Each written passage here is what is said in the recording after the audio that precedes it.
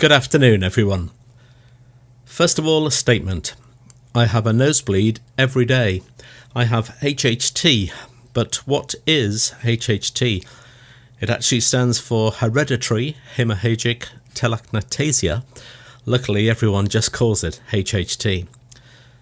When I say I have a nosebleed, I don't mean a few droplets of blood, but extensive big red blotches on a tissue and a bleed which can last for approximately half an hour at a time.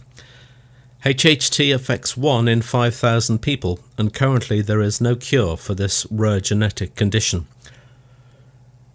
As the name states, it is hereditary, and a person with HHT has a 50-50 chance of passing it on to their next of kin. I have 2 daughters. Have I passed it on to them? I'll tell you at the end of my talk.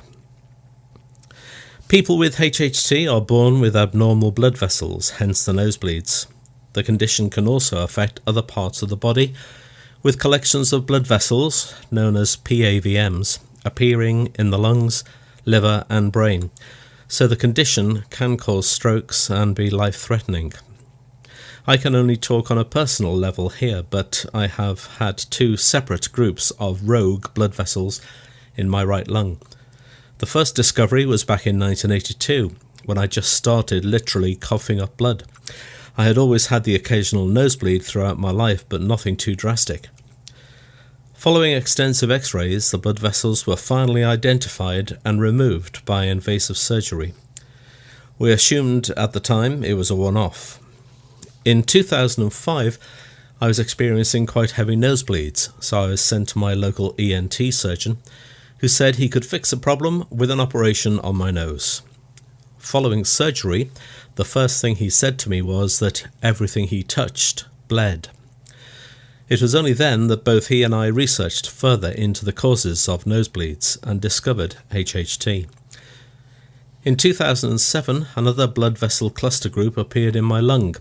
This time I travelled to Hammersmith Hospital, who now specialise in the treatment of HHT. Professor Claire Chauvelin is the lead medic there. Thankfully, the operation was performed under local anaesthetic this time, so after lying flat for 4 hours post-op, I was allowed home. A person with HHT needs to be aware of potential infection. Antibiotics are prescribed prior to any procedures, even dental treatment, scale and polish for example. A few women can also experience symptoms with pregnancies due to the condition, but not everyone is affected. For those with HHT, the main ongoing problems are the unpredictability of the nosebleeds, which can happen at any time, day or night. I can be sound asleep and blood starts running down the back of my throat. Then it can take an hour or so before it finally stops. The following day I'm both tired and weak due to both lack of blood and sleep. When my levels are down, I feel lethargic, depressed, tired and breathless. In everyday life it can be quite debilitating if suddenly without warning the nose starts bleeding, in the supermarket, whilst driving, when socialising with friends. This isn't and shouldn't be all about me. I'm just here as a mouthpiece for many. Due to continuous blood loss, people with HHT find their iron levels diminish. As I understand it, and I'm not a medic, the average adult hemoglobin level, giving us iron and strength, is approximately 130 grams per litre. A person with HHT will normally only make 100 GPL, if they're lucky. When my levels drop to about 80, I'm admitted to hospital and normally receive 3 bags of blood and 1 of iron to reboot me. It's like a car running out of petrol and then filling up again. Thank goodness for blood donors and the excellent NHS staff.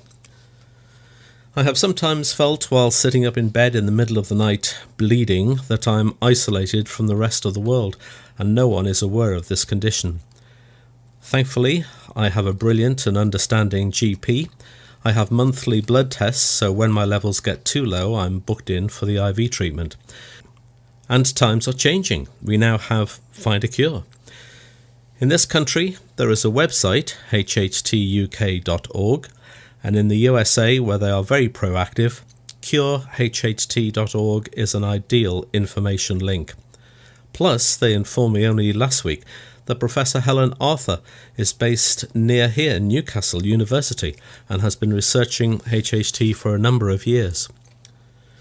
Finally, to return to my family and my two daughters, Caroline and Rebecca. We were all genetically tested 10 years ago, and the answer is yes, sadly, they both have HHT, though not as prevalent as their dad. My 3 grandchildren are still to be tested. I am grateful to you all for giving me the opportunity to highlight this rare condition, which affects people worldwide and who cope with it on a daily basis. I live in the hope that one day someone will find a cure for HHT. Thank you.